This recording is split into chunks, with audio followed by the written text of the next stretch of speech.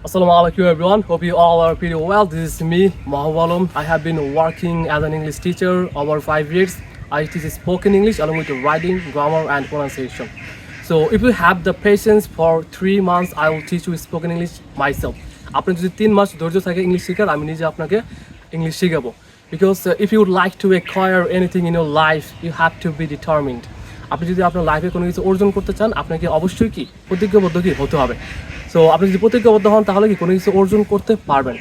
And if you would like to express yourself or if you would like to present yourself to the world, you have to learn English, you have to speak in English correctly. With broken English, it is quite impossible for you to cope with the world.